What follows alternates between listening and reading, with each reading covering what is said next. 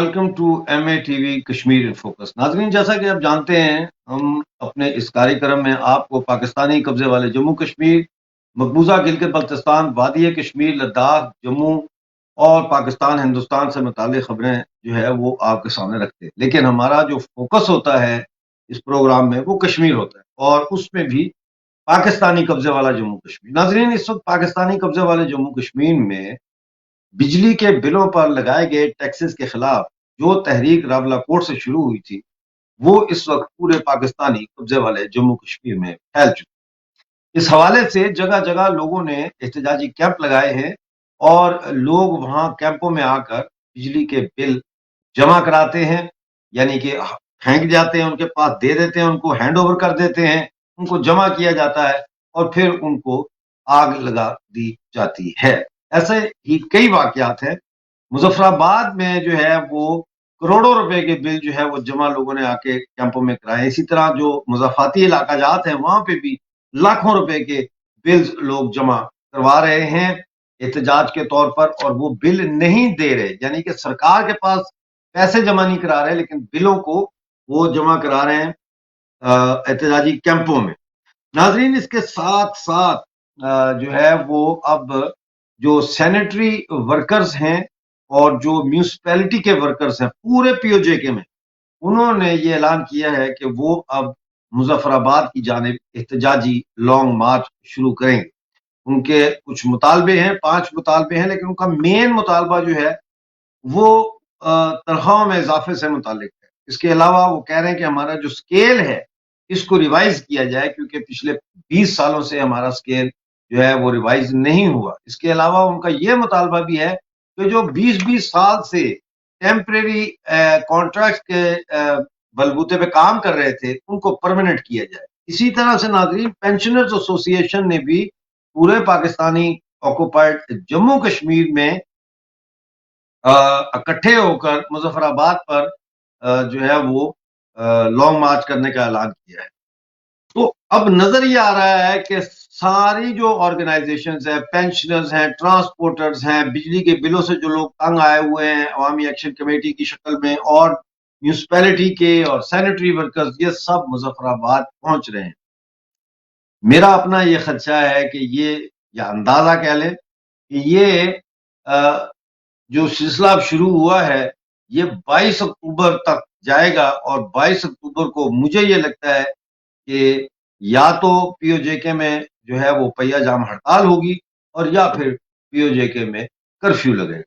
नाजरीन, इसके अलावा गिलगित बल्तिस्तान जो पाकिस्तान के कब्जे में है, वहां पे कल यानी 29 सितंबर से भी गेहूं की किल्लत, लोड शेडिंग, महंगाई और बेरोजगारी के खिलाफ पूरे खित्ते में एक एहतजाजी तहरीक शुरू की जा रही है।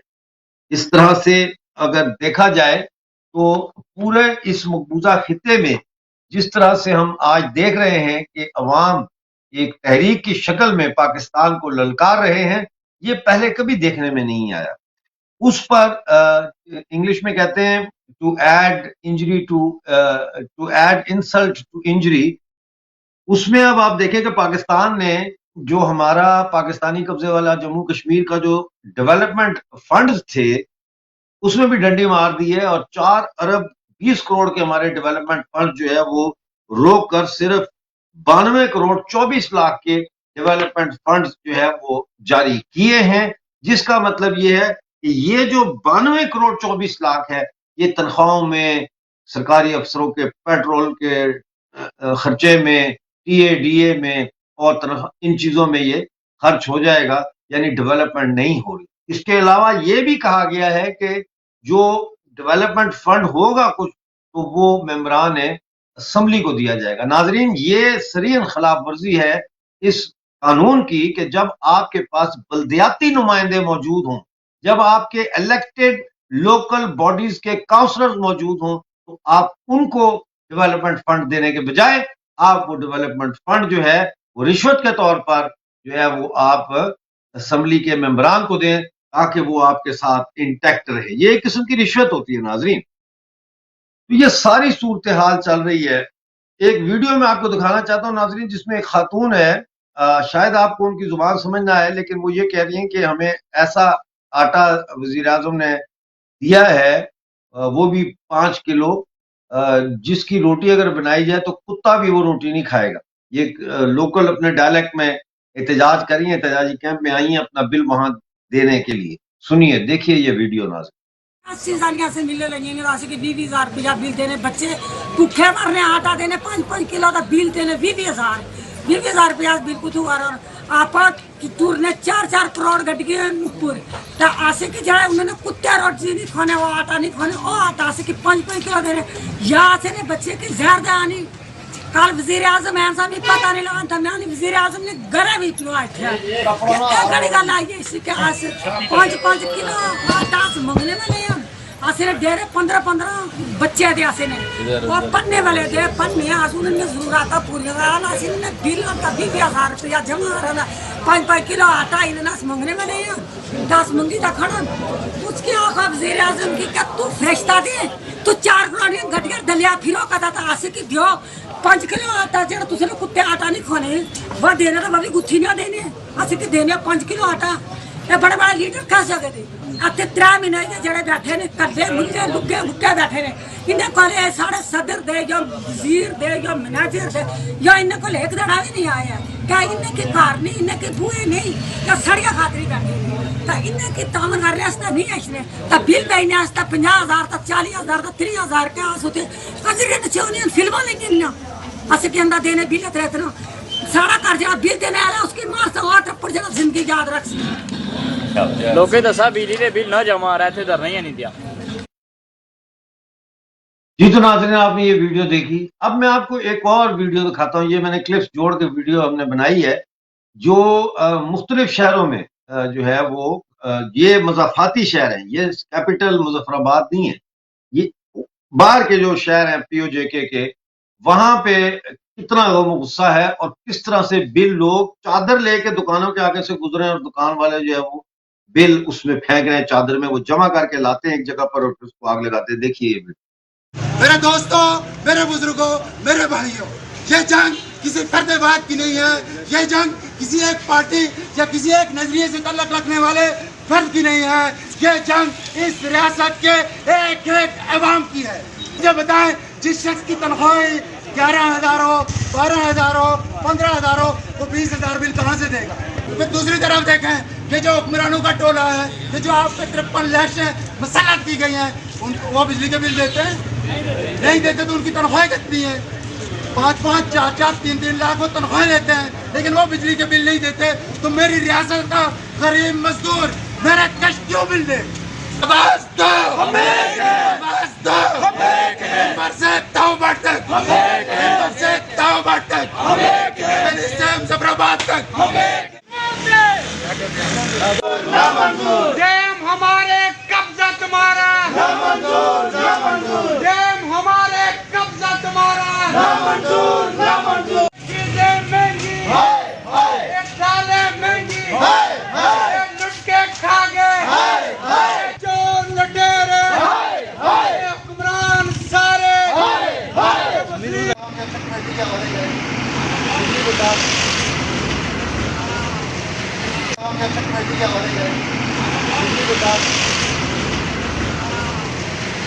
بلّہ جلا کر سول نافرمانی کی اس تحریک کے پیر مرحلے کی طرف بڑھا جا رہا ہے. جیسا کہ آپ سب لوگ دیکھ رہے ہیں کہ آج ہم نے ہاڑی جل میں یہ بھی لازم ہے اس پہ کوئی شارٹ کال پہ ہم نے کوئی پہلے کال نہیں کی ہوئی تھی. آج تھوڑی دیر پہلے ہم نے یہ چادر لے کے ہم یہاں بازاروں میں گئے اور ہم نے یہ اعلان کیا کہ رضاکارانہ طور پہ کوئی کسی پہ جبر نہیں ہے. اپنی مرضی سے جو لوگ بل جمع نہیں کروا سکتے وہ ہمارے پاس جمع کروائیں. لوگوں نے رضاکارانہ طور پہ اپنے بل ہماری اس چادر میں پھینکے اور اب تک یہ آدھے گھنٹے کی ہم نے کوشش کی. اس اب تک جو ہے 5 سے 5.5 لاکھ روپے کے بل جو ہے وہ ہمارے پاس یہ جمع ہو چکے ہیں.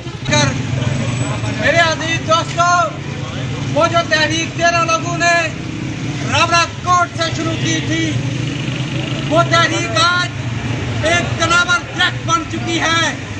بات بجلی بلات سے آگے جا چکی ہے. 32 ایشیا خردونوش پہ سبسڈی ہم لیں گے. یہ متنازع ریاست ہے، یہاں پہ کوئی ٹیکس نہیں لگتا. लेकिन अगर आप बिजली का बिल देखें तो 10 किस्म के बदमाश टैक्स लगे हुए हैं। चला दो चला दो अवामी एक्शन कमेटी के जरिए तमाम चला दो आपको पहाड़ी जल से बता रहे हैं।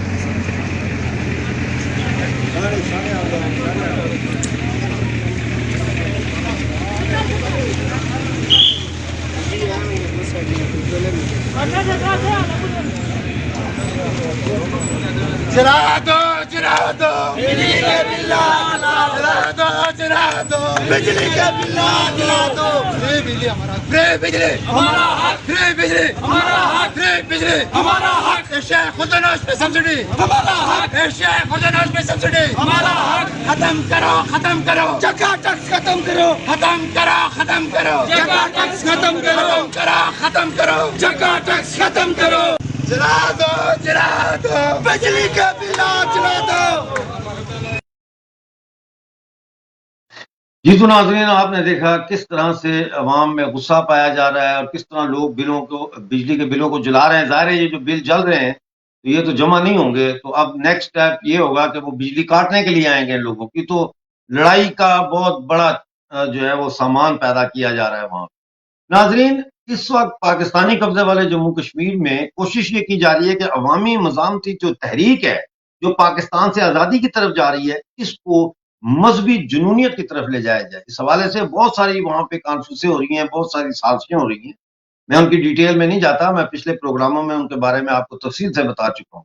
लेकिन आज मैं आपको एक ऐसी शख्सियत से मिलाना चाहता हूं जो पहले मिलिटेंट थे, लेकिन आज वो नए कश्मीर की तरक्की और नए कश्मीर की जो उसके अंदर जो अमन है उसके सफीर बनकर अपनी आज वो शोहरत हासिल की है उन्होंने।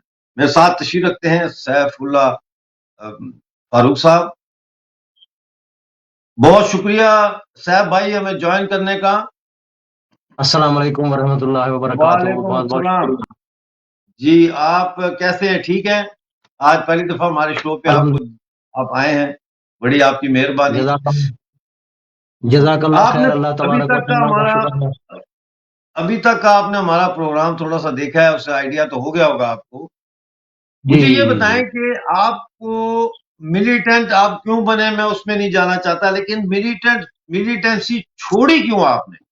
इतना आगे जाके मिलिटेंसी में वो क्या चीज थी जिसने आपको मिलिटेंसी से बददिल किया और अलहदा होने पर मजबूर किया?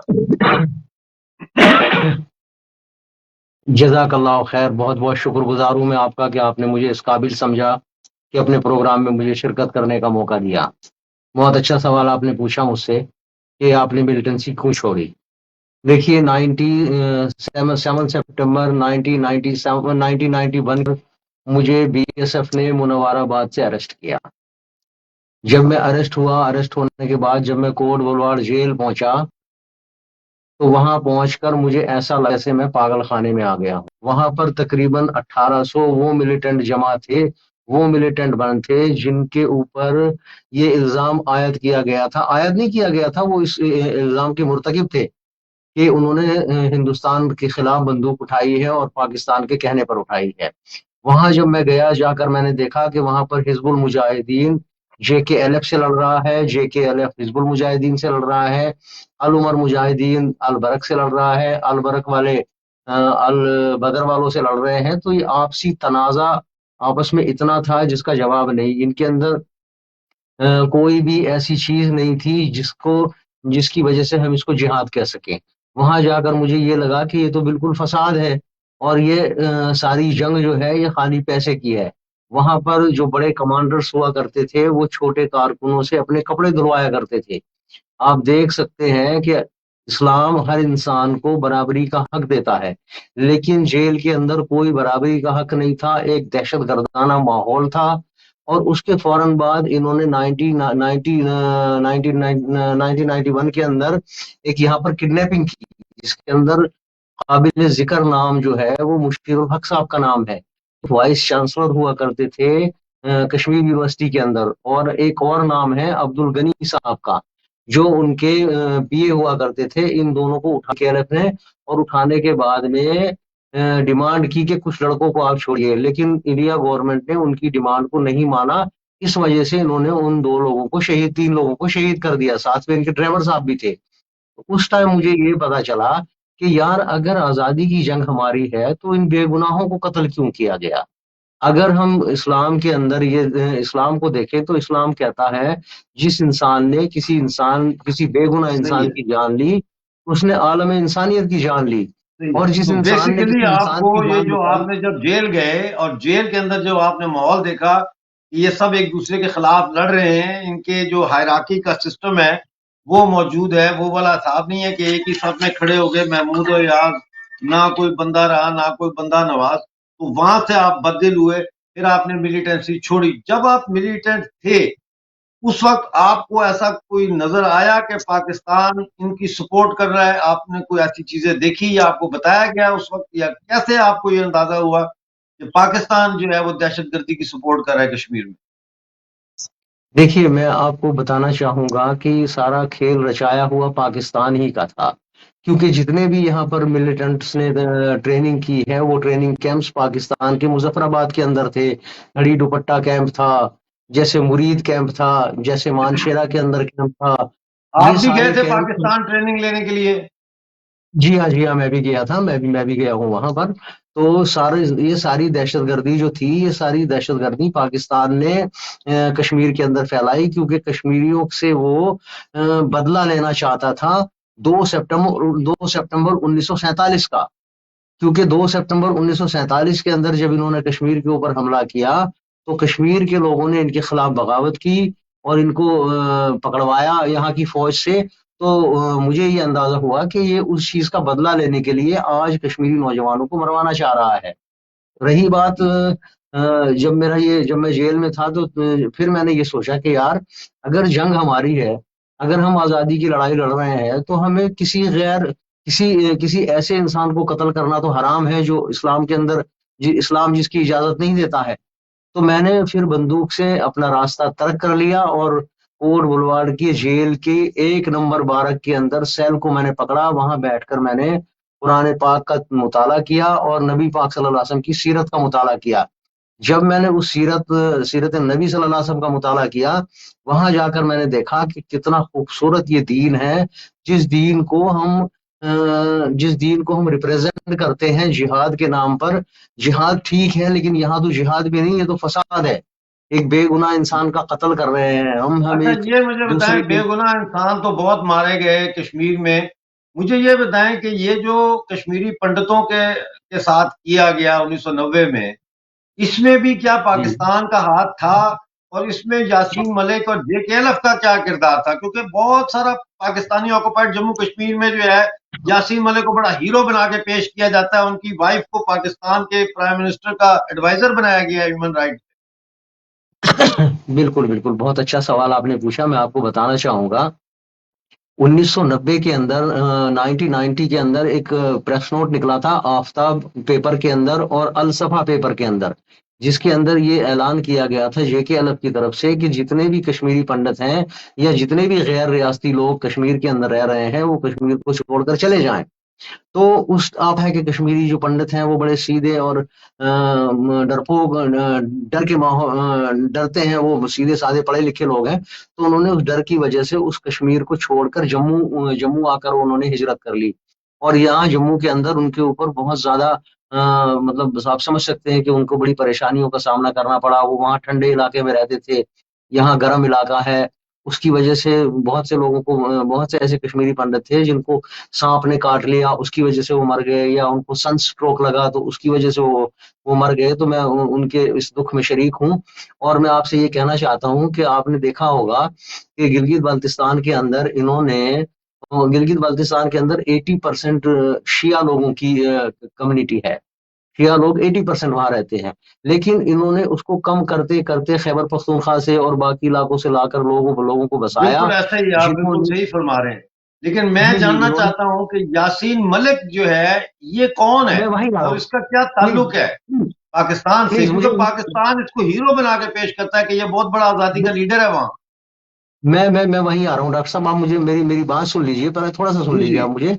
जिस तरह इन्होंने गिलगित बाल्टिस्तान के अंदर किया, इसी तरह इन्होंने कश्मीर के अंदर इस जिहाद का शोशा फैलाकर कश्मीरी पंडितों से कश्मीर को खाली करा दिया। और वो जी कश्मीरी पंडित बेचारे वहां जम्मू में आकर रहने लगे रिलीफ कैंप्स के अंदर, जहां पर उनको काफी परेशानियों का सामना करना पड़ता है। आपकी वसातत से मैं कश्मीरी पंडितों के उन लीडर हजरात से कहना चाहता हूँ कि अब माहौल ठीक है, आप लोग कश्मीर वापस आए, ये आपका घर है, ये आपकी सरजमीन है, यहाँ आकर आप रहें। रही बात, आप कह रहे हैं कि यासीन मलिक को एक हीरो बनाकर पेश किया पाकिस्तान ने, बिल्कुल सही कहा आपने। मेरी नजरों के अंदर यासीन मलिक एक टेररिस्ट है। आप कहेंगे टेररिस्ट कैसे है? देखिए, वो टेररिस्ट इस ढंग से है कि उसने 89 के अंदर यहां से जाकर पाकिस्तान के अंदर, पाकिस्तान से बंदूक लाई, हमारे लोगों को भड़काया। मेरे जैसे, मेरी उम्र 17 या 18 साल की होगी उस टाइम, उसने हम जैसे लोगों को भड़काया। पर मेरे जैसे ऐसे बहुत से नौजवान थे जिन्होंने यासीन मलिक के कहने, यासीन मलिक के अंदर जब गिरफ्तार हुआ कि 92 93 94 के अंदर ये जेल से छूट के आया। जब ये छूट कर आया तो इसने एक ऐलान किया कि मैं in the name of peace process के ऊपर सीज फायर कर रहा हूं। तो इसने सीज फायर किया। मैं साथ हूं जो यासीन मलिक को एक हीरो बनाकर पेश कर रहे हैं कि यासीन मलिक ने जो बंदूक लाई थी, जब वो जेल से छूटकर वापस आया तो उसने सीज फायर का ऐलान किया in the name of peace process के ऊपर। तो वो जो बंदूकें पाकिस्तान से ये लेकर आया था, वो बंदूकें कहाँ गई? या तो इसने वो बंदूकें हिंदुस्तान गवर्नमेंट को दे दी, या तो वो इसके पास हैं, इसके इसके जो कारकुन यहाँ पर हैं उनके पास हैं। तो आपकी वसातत से मैं जो इनके आका पाकिस्तान के अंदर बैठे हुए हैं या पीओजेके में बैठे हुए हैं, उनसे ये पूछना चाहता हूँ कि क्या यासीन मलिक एक हीरो है, या यासीन मलिक एक कातिल है, या यासीन मलिक एक दहशतगर्द है? मेरी नजरों में नहीं, यहाँ पर ऐसे जंगजू हैं जिनकी तादाद 28,500 है, जो जेल काट कर आ चुके हैं। वो आज अपने बच्चों की स्कूल की फीस अदा नहीं कर पाते हैं। वो अपने अपनी ये बीवी बच्चों को हालात अच्छा हैं इस वक्त, और ये मुझे अफसोस है कि हमारे शो का वक्त खत्म हो गया। नाजरीन, आज थर्सडे है, ट्यूसडे को हम फिर सैफ भाई को अपने साथ लाएंगे शो में और इनसे मजीद जानेंगे, क्योंकि ये खुद जो है एक इतिहास है, ये खुद इनकी शख्सियत, और इनसे जानेंगे ये क्या काम कर रहे हैं। जैसा उन्होंने बताया, 28,000 से ज्यादा मुजाहिदीन जो है, जो जेलों में गए और उन्होंने हथियार डाले और वापस आए, आज उनके घरों में फाके चल रहे हैं। नाज़रीन, आज का शो देखने का बहुत शुक्रिया। अब आपसे मुलाकात होगी ट्यूसडे को शाम 6:30 बजे लंदन टाइम। उस वक्त तक के लिए मुझे इजाजत दीजिए। जय हिंद, जय जम्मू कश्मीर। जय हिंद।